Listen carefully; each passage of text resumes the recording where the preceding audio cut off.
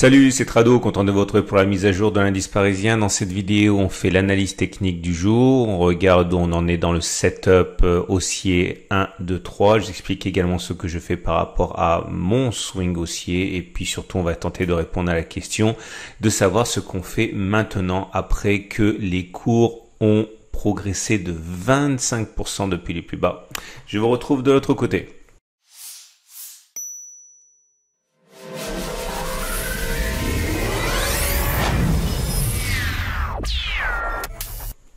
Alors effectivement, la séance du jour, contre toute attente, a terminé une fois de plus dans les 2,51% de hausse.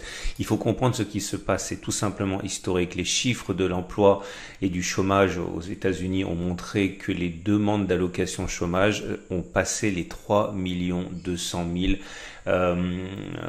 aujourd'hui, sur les dernières statistiques. Autrement dit, les chiffres ont été multipliés par plus que par 10 en l'espace d'un mois. C'est tout simplement pire que pendant la Grande Dépression, pire que lors des différentes crises 2001, 2008, on n'a jamais vu ça et c'est sans doute pas terminé.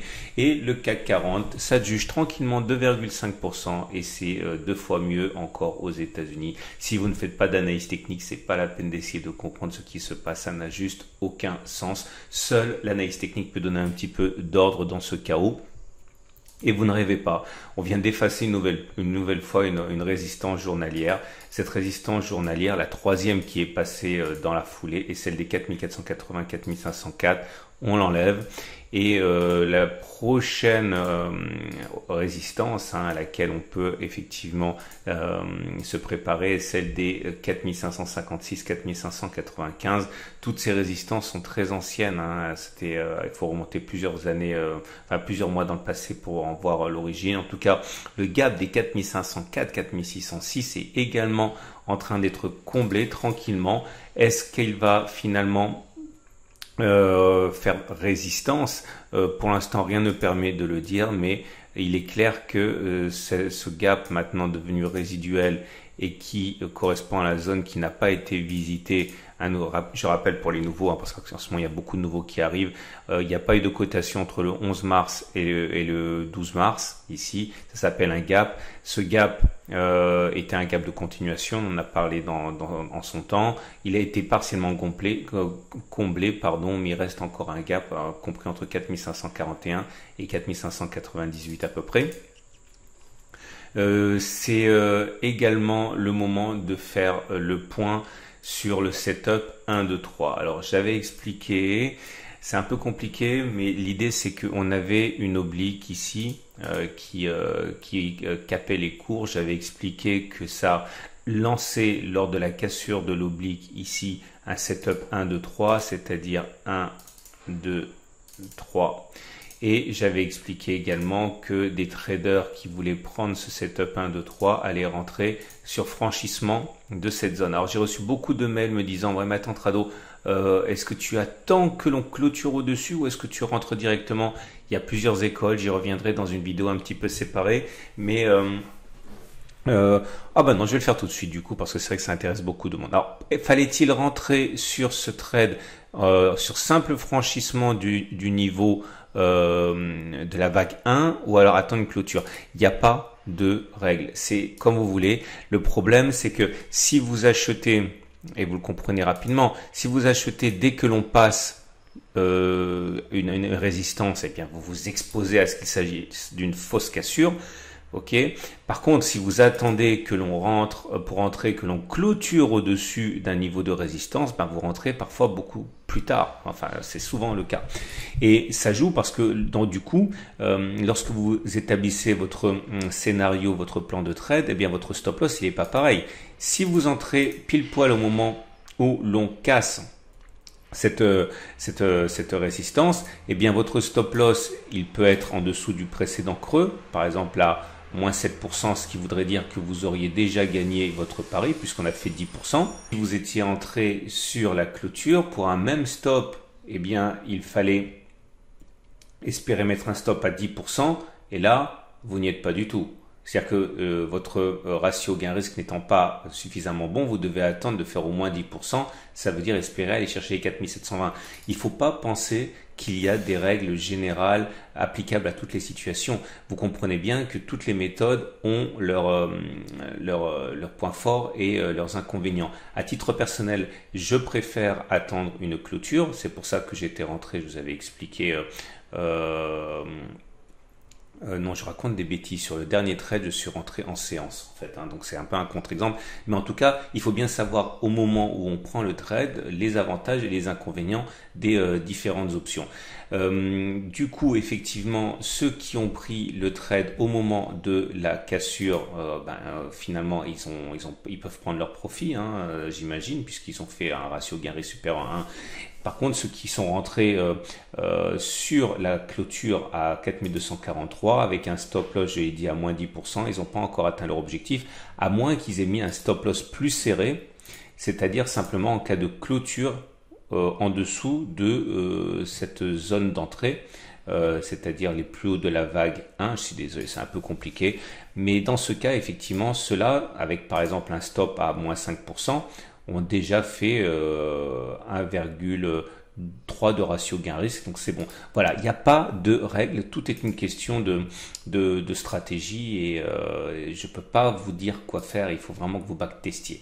En tout cas, ce trade étant pour certains gagnants, la question de prise de profit se pose. Le chandelier japonais du jour, il est très bon. On clôture dans le tiers haussier comme la bougie du 25 mars, comme la bougie du 24 mars. Donc tout ça, c'est très porteur pour la suite. Maintenant, il faut savoir qu'on est sur une résistance et que il y avait du grain à moudre encore lors de la séance du 25 mars. Il y en a moins sur la séance maintenant qu'on a clôturé au 26 mars puisqu'on est directement sur la résistance.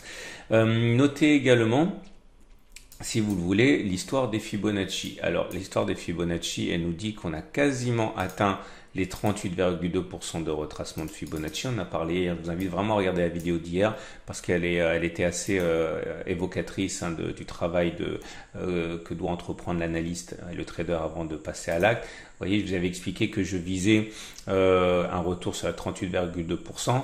On y est presque. On est dans cette zone de gap qui pourrait être visitée très prochainement.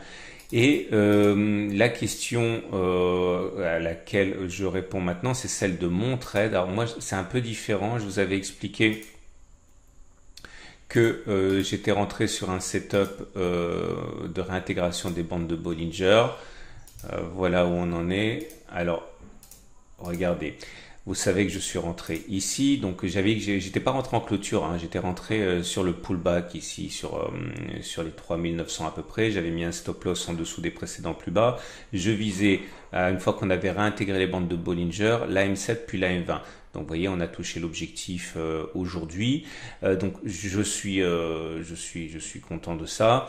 Ce qui me permet de répondre à une autre question qui m'a été posée aujourd'hui, c'est comment savais-tu qu'on allait chercher la M20? Mais il faut vraiment comprendre que je n'en savais absolument rien. Ok, quand j'ai un setup qui se déclenche comme ça et je sais que généralement ça fonctionne plus souvent que ça échoue, c'est vrai sur 100 occurrences. Je sais par exemple, je dis des bêtises, que si mon backtest me montre que ça fonctionne dans 60% des cas, eh bien sur 100 trades placés de cette manière, j'aurai raison 60 fois. Mais ça ne dit absolument pas ce qui va se passer ce coup-ci. Ça peut faire partie des 40 fois où ça marche pas. Donc je ne savais absolument pas qu'on allait chercher la M20. Je suis parti du principe que voilà, statistiquement il faut le faire 100 fois et ça marche sur 100 fois. Donc en tout cas, j'ai pris l'essentiel de mes profits puisque l'objectif a été touché, mais je conserve une petite part que je laisse courir au cas où. C'est rare que je fasse ça, mais comme on n'a pas allé chercher 38,2% et je vais expliquer dans la vidéo d'hier que statistiquement on allait chercher 38,2% dans ce genre de situation, ça justifiait qu'on le fasse. Maintenant, il faut comprendre que le fait qu'on ait pris 2,5% alors que les statistiques américaines étaient horribles montre que les marchés sont entrés dans une phase complètement irrationnelle et il est possible que les baissiers, ceux qui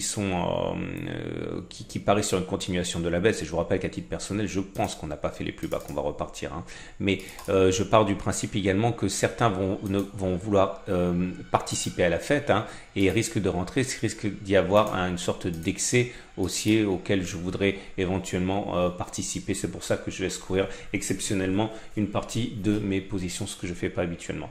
Regardez les indicateurs. Ah oui, non. J'aimerais également revenir sur cette histoire de et maintenant qu'est-ce qu'on fait? Alors, je vous avais expliqué sur la vidéo d'hier que je suivais ce qui s'était passé chaque fois qu'on s'était passé. On avait vécu quelque chose de similaire avec une baisse de 30%. Ok, comme vous le savez, on a une baisse ici qui a correspondu à un enfoncement équivalent à 40% et je suis remonté dans le temps. Il faut faire ça si vous débutez, sinon vous pouvez pas vous en sortir, sinon c'est du hasard, hein. Donc voilà, regardez ce qui s'est passé ici. On est en données hebdomadaires. On a perdu 28,79%, à peu près 30%. On est venu chercher 38,2%. Ok. Là, sur cette baisse-là, on a perdu, c'était en 2000, on a perdu 30%. Et suite à cette baisse de 30%, on a été récupérer les 38,2% de Fibonacci. Ça fait 2 sur 2. Regardez ce qui s'est passé là. Ça, c'était en 1998.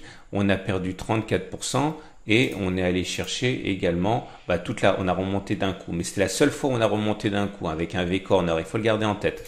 Donc, basé sur ce que je peux voir sur les précédentes occurrences, regardez là encore, on a baissé de 27,5%, donc quasiment 30%, et les cours ont récupéré la distance, sont allés chercher 38,2%, mais n'ont pas réussi à aller chercher 50%. C'est pour ça que je me permets de penser que les 38,2% correspondent statistiquement à un minimum, et c'est pour ça que je laisse courir. Ok, mais il faut bien voir que on est face à une résistance, ici les 4555, ça sera pas facile à passer ça, plus les Fibo, plus la M20, etc. Je verrai bien quelque chose comme ça. Bon, peut-être que ça ira plus haut aussi, et j'en profiterai puisque je laisse courir une partie résiduelle. Mais voilà comment il faut procéder, sinon vous n'avez absolument pas une idée de ce que vous faites bien ou pas si vous regardez pas ce qui s'est passé par le passé. Je reviens également sur le setup Tradobull hebdomadaire. Alors vous le savez, je vais pas le réexpliquer ici parce que sinon ça va être beaucoup trop long, mais je vous invite à regarder les vidéos précédentes. Il y a eu un setup Tradobull ici, sur cette bougie-là, vous voyez, on a fait une bougie entière sans contact avec la Bollinger inférieure, une randonnée hebdomadaire. Et beaucoup de tradosauriens m'ont dit, attends, ça veut dire statistiquement qu'on va aller chercher la M7, qu'on va réintégrer les bandes de Bollinger et qu'on va aller chercher la M7. Alors, effectivement, c'est ce qui se passe statistiquement sur le CAC 40 en données journalières. Mais il faut regarder ce qui s'est produit également sur les données hebdomadaires. Et il y a très peu d'occurrences. Alors, regardez un petit peu ce qui s'est passé récemment lorsque ça s'est produit, parce que c'est un phénomène très très rare. J'ai repéré 2 occurrences qui peuvent m'intéresser. Ici, vous voyez, on a fait un setup Tradobull sur cette bougie. C'est-à-dire pas de contact du tout avec la Bollinger inférieure en étant en dessous. Et qu'est-ce que vous constatez? Suite à ce setup Tradobull, eh bien, on est allé chercher la M7, mais pas de manière satisfaisante, puisque on a fait notre setup Tradobull, on est ressorti des bandes de Bollinger, on l'a réintégré, c'est uniquement après qu'on est allé chercher la M7. Donc ça, c'est pas du tout satisfaisant. On n'a pas eu setup Tradobull et retour à la M7. Donc ça n'a pas marché en données hebdomadaires pour le CAC 40 la dernière fois que ça s'est produit. Et si on regarde ce qui s'est passé la fois d'avant, ok, c'est vraiment un travail de détective privé, être analyste, enfin de détective, être analyste technique. Il faut vraiment que vous fassiez ce travail, même si ça peut être rébarbatif. Autre exemple de setup Tradobull hebdomadaire, sur cette bougie, comme vous pouvez le voir, ok. On a fait un setup Tradobull, on n'a pas touché la bande de Bollinger inférieure, on a réintégré, mais on n'est pas allé chercher la M7, on est redescendu, et c'est que bien plus tard. Ça veut dire quoi cette histoire? Ça veut dire que le setup Tradobull auquel vous pouvez assister actuellement en données hebdomadaires, eh bien, on n'a pas suffisamment de recul pour être sûr que ça fonctionne. Donc on ne peut pas le prendre, et même si on veut utiliser le peu de données que l'on a, eh bien on voit que ça n'a pas fonctionné. Donc ne vous basez pas sur ça pour envisager une continuation de la hausse. C'est ça aussi l'analyse technique, hein. Et à partir de là, en données journalières, je reviens. Et en données journalières, on voit tout simplement que le retour à la M20, il est acquis, mais il est difficile maintenant de faire autre chose que d'attendre le balai M7 M20. On va voir, soit la M7 monte et croise la M20, on a un croisement haussier faible. Soit on monte et on redescend avant de croiser, et là on aurait un non-croisement baissier fort, on verra. Mais pour l'instant on n'a pas d'autre choix, je pense, que d'attendre, de voir ce qu'il se passe. On regarde les éléments techniques autres, et voilà ce que l'on a.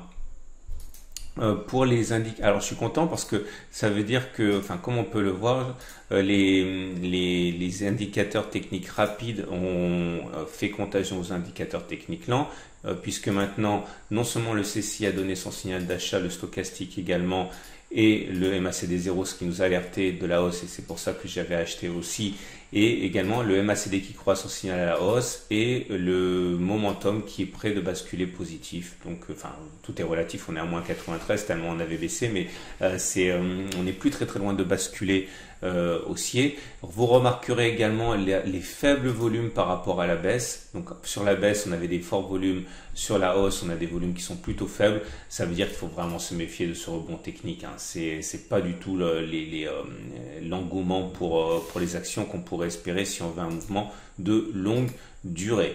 On va terminer avec l'Ichimoku. Et l'Ichimoku qui nous montre que la tendance est toujours baissière sur le fond, hein, puisque comme vous pouvez le constater, on est toujours bien en dessous du nuage qui descend, en dessous de la Kijun, mais vous voyez que la SSB s'aplatit et que la Kijun s'aplatit aussi. Ça montrait que là on était prêt pour une consolidation au moins, et c'est confirmé maintenant par la Tenkan qui remonte. Donc on est toujours en tendance baissière, mais on est clairement en situation de rémission. Les traders Ichimoku baissiers sont sur la Kijun ici pour un premier rideau défensif, hein.